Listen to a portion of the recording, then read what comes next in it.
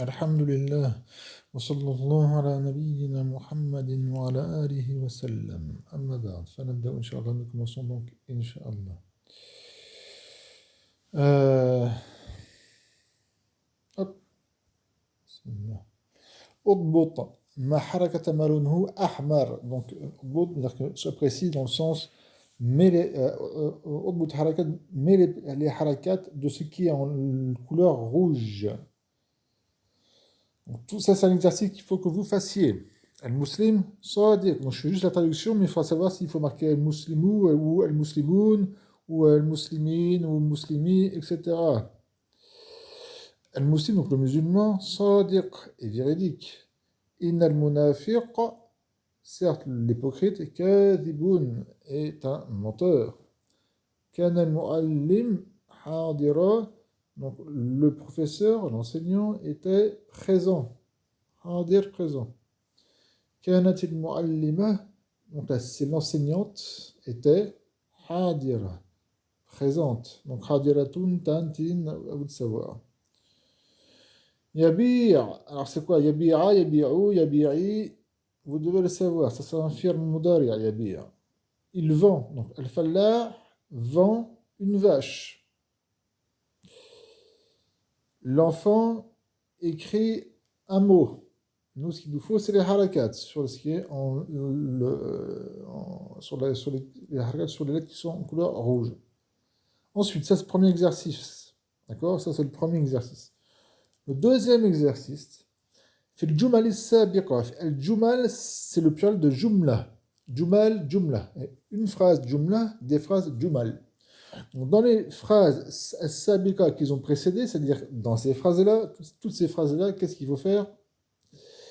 Ij'al, mais, malounuhu ahmar, jam'an, mais, ce qui est en couleur rouge, au pluriel. C'est-à-dire que tout ce qui est en couleur rouge, il faut le mettre en pluriel. Donc là, c'est singulier, c'est le musulman est véridique. Eh bien, il faut marquer les musulmans sont véridiques. À vous de savoir comment les mettre en pluriel. On a étudié, donc vous le savez. Troisième exercice, A'rib ma lawnuhu ahmar. Donc, l'Arib, c'est dans le sens, fait l'analyse grammaticale de ce qui est en couleur rouge, excusez-moi. Donc, même ce qui est en noir. Donc, ce qui est en rouge, faire l'analyse grammaticale, mais même ce qui est en noir, ici, le fil khayr, parce que le khayr, on l'a appris, il y a un harf jar, ism majrour, ça, il n'y a pas de problème. Donc, al-alim, donc le savant, wal-muta'allimu, et l'étudiant, Sharikan sont associés fil khair dans le bien. Il faut faire l'analyse grammaticale, bien sûr, mettre les harakats. C'est l'alimu, l'alima, le muta'allimu, le muta'allimi, etc. Et l'analyse grammaticale, barakallahu fikum. Donc ça, c'est comment dirais-je, les exercices. On passe maintenant à un nouveau cours, walillahi alhamd. Al-mamnour min as-sarf. Al-mamnour min as-sarf, le fameux al-mamnour, celui qui est interdit du sarf. Ça veut dire quoi le sarf? Alors, il y a divergence entre sarf du nahu, entre le nahu et divergence sarf, est-ce que c'est le kasra, le tanoun ou le 2? Le plus juste, bi'ithnillahi ta'ala, c'est le tanoun, parce que des fois il peut avoir le kasra, wallahu ta'ala alam. Bref, ça ne change rien à sa réalité de ce qu'on va étudier. Celui qui est interdit du sarf, la ism, et c'est un ism, donc normalement c'est al-ismu, maintenant en plus c'est un ism afoul, donc, et ça concerne que les asma, ça ne concerne pas les af'al ni les huruf. Al-ismu, si vous pouvez le marquer, al-ismu al-mamnu' min as-sarf, le ism qui est interdit du sarf. Al-mamnu' min as-sarf, Huwa, il est, l'ism, donc c'est un ism, comme on a vu, obligatoirement, ça ne peut pas être un fi'l ni un harf. Alladhi yujarru bil fathati, celui qu'on met majrur par un fatha, comme on l'avait vu, et non pas par un kasra, sauf dans deux cas qui n'est pas cité ici, moi j'ai cité, c'est quoi dans ces deux cas? C'est quand il est muhallabi alif wa lam, quand il y a le alif wa lam qui rentre en lui, ou qu'il est mudaf. Dans ce cas-là, il est majrur bil kasra. Mais en dehors de ces deux cas-là, il est majrour avec un fatha. Et yujar, on le met en majrour avec un fatha. Wala yadkhulu alayhi tanwin. Et il ne rentre pas sur lui un tanwin. À la fin, il peut pas avoir de tanwin. Ça, il n'y a pas d'exception. Tant que le ism même dans le sarf, il est même dans la sarf, il peut avoir de tanwin. Sur le sort du même nom, la sarf, minannam, la sarf, c'est autre chose. D'accord? C'est autre chose. Donc, le même nom, la sarf, c'est un ism qui, quand il est majrour, et bien l'indication de son jar, c'est pas le kasra, mais c'est un fatra, et il ne peut pas avoir de tanwin. On va faire, alors, voilà, ici. Minhu, parmi lui, parmi le même nom du surf, il y a Mekana Alaman, Ghayr Arabi, deux causes, deux illa, comme on dit. Ce qui est alam, alam c'est-à-dire nom propre, ce qui est un nom propre. Deuxième cause, pour que ça soit maintenant surf, un nom propre et qu'il ne soit pas arabe, Ghayr Arabi, comme on dit, qu'il soit ajami, al-ujma, qu'il soit ajami. Le mot ajami veut dire être non arabe. D'accord? Il y a le al-arabi ou al-ajami, l'arabe et le non arabe. La Sheikha a dit Ghayr Arabi pour que ce soit plus explicite. Mais sachez que dans le livre de Nahou, vous trouvez toujours Makan Alaman Ajamiyan, qui est un nom propre et qui soit non, que ce nom ne soit pas d'origine arabe. Comme Ibrahim, vous verrez dans le Mus'haf que Ibrahim, il n'a jamais de tanwin, c'est pas Ibrahimoun, c'est Ibrahimou. Pourquoi sur Ibrahim, Abraham, notamment le prophète Abraham, alayhi salam, la paix soit sur lui, ce mot-là en arabe, Ibrahim c'est un mot arabe, mais son origine, ce n'est pas un mot d'origine arabe. Ça veut dire que les Arabes ont pris ce mot-là de la langue hébraïque, notamment de l'hébreu, et ils l'ont mis en arabe, comme font toutes les langues font ça. Mais en français, on fait ça. Il y a des mots, il y a des noms propres, par exemple, qui n'existaient pas avant, qu'on a intégrés dans la langue française, et qui va prendre une autre prononciation que la langue d'origine. Surtout quand il y a des lettres qui n'existent pas dans l'autre langue. Et en langue arabe, c'est la même chose. Ishaq. Donc en français, c'est Isaac, le prophète Isaac. Ishaq. On dit Ishaqou, Ishaqou, et non pas Ishaqoun. Les mêmes noms, ils le savent. Pourquoi? Parce que c'est un nom propre, et que ce nom-là d'origine, il ne vient pas des Arabes, il ne vient pas des Arabes, mais il a été arabisé. Comme toutes les langues le font. Hein. Voilà. Ensuite, deuxième exemple, deuxième chose qui est même nommée la sorf, Makan alaman, ce qui a nom propre, comme la première illa, comme la première cause, une autre cause, mais qui est mu'annath. Makan alaman mu'annathan, mais qui est féminin. Sauf exception. L'exception n'est pas mise ici, mais on étudiera. Je ne vais pas tous comment dire, les exceptions, parce que ça fait trois à prendre d'un coup, d'accord? Donc la base, c'est que tout nom propre, un nom propre, et qui est féminin, il est même nom à sarf. Attention qu'il soit arabi ou pas arabi. Parce que si c'est un nom propre et qu'il n'est pas arabe, il est même nom à sarf.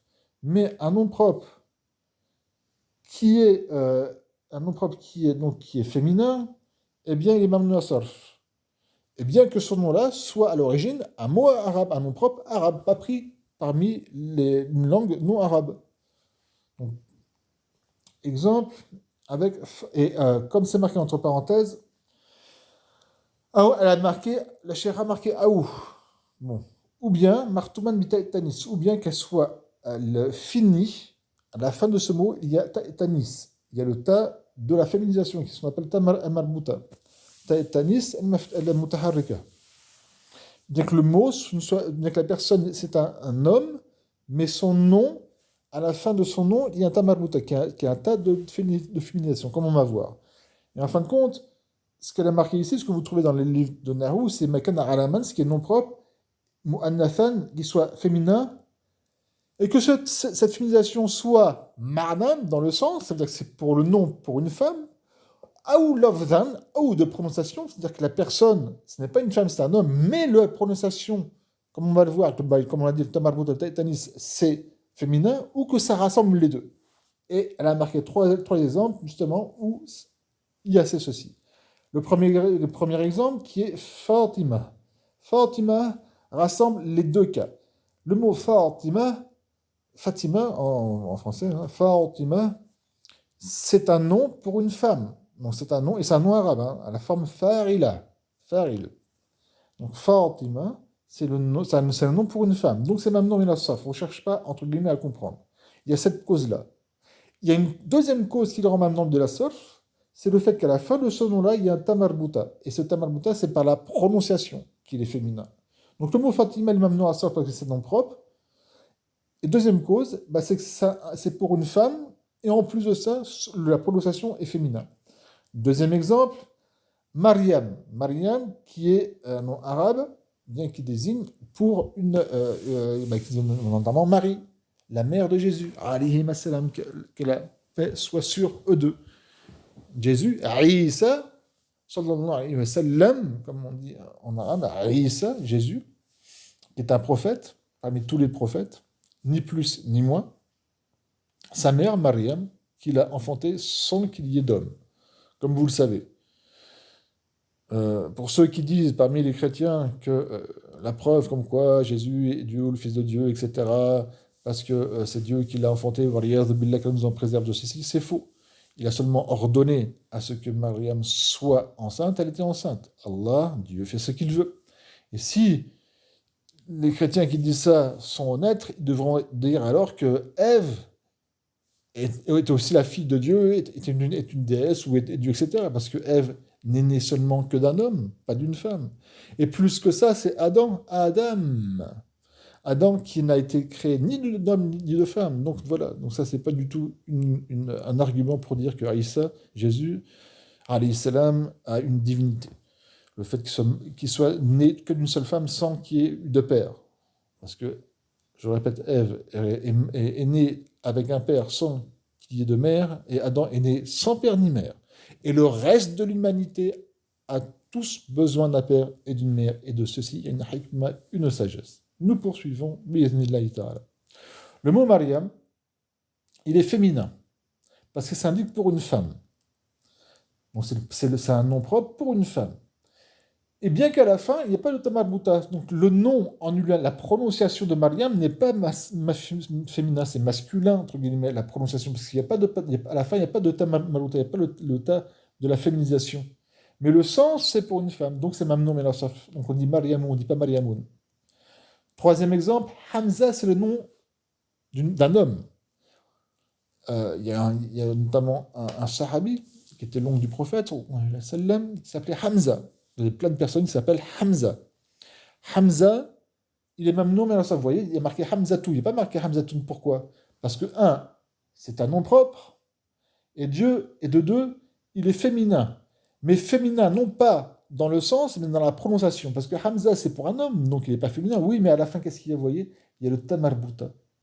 Et le fait que ce tamarbuta et le tanis, le tas de la féminisation, ça rend même nom de la sorte. J'espère que je vous ai bien fait comprendre. Bi'iznillahi ta'ala. Troisième chose qui rend un ism mamnoum ala sarf, ma kana ala wazn afral, ce qui a la forme afral. Mais ça, attention, c'est pas tout. Ça, c'est vraiment une généralité. Parce que le mot arnaboun, qui a la forme afral, alors je dis bien arnaboun, ça veut dire un lapin. Un lapin, le mot arnaboun, il n'est pas mamnoum ala sarf. Pourquoi? Parce que arnaboun, c'est pas un wasf, et c'est pas un alam. C'est pas un wasf, et c'est pas un nom propre. Donc, ce qui a la forme afral, et qu'on peut s'en servir comme wasf, comme caractéristique pour caractériser quelque chose, ou qui a la forme afral et qui est un nom propre, comme c'est le cas de Ahmed, et bien dans ce cas-là, il est mamnour bilassaf. A'zamu, plus important, plus énorme, plus grand. Comme par exemple, Allahu Akbaru, on dit Allahu Akbaru, on ne dit pas Allahu Akbarun. Akbar, c'est la forme afral et c'est un wasf. Allah est plus grand. Azraq, qui veut dire bleu. Je veux dire, par exemple, Hadha Rajun Azraku, si ça existe. Ceci est un homme bleu. Rajulun Azraku. Je ne vais pas dire Azrakun, Azraku, pour qu'il ait la forme asfal, à la forme afal, d'accord? Et on s'en sert pour décrire quelque chose. Et Ahmadou, c'est la forme afal et c'est un nom propre. Donc on dit Ahmadou et non pas Ahmadoun. Donc voilà, ça fait 14 minutes. On va peut-être s'arrêter là, Inch'Allah. On va faire vite fait. Oui, quand même. Après, c'est les. Ouais, c'est les. On va faire ça, Inch'Allah. Bismillah. Les exemples. Les exemples du al-ism al-munsarif. Alors, il faut comprendre, il y a un mot qui est avant, qu'il faut comprendre, al-ism al-munsarif. Amthilatu, donc des exemples, pour al-ism al-munsarif, le nom qui est munsarif, qui est munsarif, donc qui n'est pas même nom de la sarf, parce que, par exemple, comme vous voyez, Karimun, il y a deux dhamma, il y a un tanwin, donc il est munsarif. Il accepte le sarf. Et le même nom de la sarf, c'est qu'il n'accepte pas le sarf. Comme Mariamou, il n'y a pas de dhamma, il n'y a pas de tanwin. Dakhala Karimun. Karimun, c'est le nom d'une personne, mais qui veut dire aussi généreux ou noble, suivant le contexte. Karim est rentré. Karim, c'est le fa'il, du verbe farala, du verbe dakhala, excusez-moi. Il est marfour, et l'indication dans son raf, et vous voyez, il y a un tanwin. Karimun, il y a deux damma. Il n'est pas même nom dans le sarf. Raïtou Kariman, donc quand il est mansoub, Kariman, là, il est mafoubi, donc il est mansoub, il accepte le tanwin, Kariman. Wa salamtu ala Karimin, salamtu ala Karimin. Et là, il accepte le kasra, pas de problème. Pourquoi? Parce que Karim, c'est un ism munsarif. Karim, ismun munsarifun. Donc il accepte le tanwin, et il accepte le fait qu'il y ait un kasra quand il est majrour. Maintenant, pour le mamnour, la sarf qui est interdit du sarf, donc qui est interdit du tanwin, et qui, dans tous les cas, et qui n'accepte pas le kasra comme majeur, sauf dans deux cas, que j'ai déjà cité avant, dans le cours d'avant. Dakhalat Maryamu. Mariam est rentrée. Une femme qui s'appelle, ou une fille qui s'appelle Mariam. On va dire Dakhalat Maryamu. Mariam est rentrée. On ne dit pas Maryamoun. Parce que Mariam, comme on a vu, c'est mamnour la sarf. Donc on dit Maryamu. Fa'il. علامة الرفع الضمة. Ensuite, Ra'aytu Maryama. J'ai vu Maryam. Donc Ra'aytu, fi'l wa fa'il. Ra'ay, c'est le fi'l. Ta, c'est le fa'il. Et Maryama, c'est le maf'ul bih. Mansoub. Wa alamat nasbi al-fatha. Donc Maryama, et non pas Maryaman, mais Maryama. Il n'y a pas de problème. Il est même non à sort, donc il n'y a pas de tanwin. Et l'indication de son nom, l'indication de son nasb, c'est le fatra, aucun problème. Et maintenant, quand il est majrour, salamtu ala Maryama, donc j'ai salué, on dit en arabe, salamtu ala, hein. En France, on dit, j'ai salué, j'ai salué Maryam, ou j'ai donné le salut à Maryam, si vous voulez. J'ai donné le salut à Maryam. Ce qui nous intéresse ici, c'est ala. Ala, c'est un harf jar. Et Maryam, c'est un ism majrour. C'est un ism qui est majrour. Mais l'indication de son jar, alamatu jarrihi, c'est pas un kasra. Comme vous voyez, c'est un fatha. Comme pour le nasb, le même nom, la sarf, quand il est mansoub ou quand il est majrour, l'indication de son nasb, c'est le fatha, et l'indication de son jar, c'est le fatha. Sauf dans deux cas, comme je l'ai dit, sauf s'il y a alif ou lam ou qu'il est mudaf, ce qui ne peut pas être le cas pour Mariam, et alors là, il accepte le kasra. Barakallahu fikum. On va s'arrêter là, Inch'Allah. سبحانك اللهم وبحمدك لا إله إلا أنت أستغفرك وأتوب إليك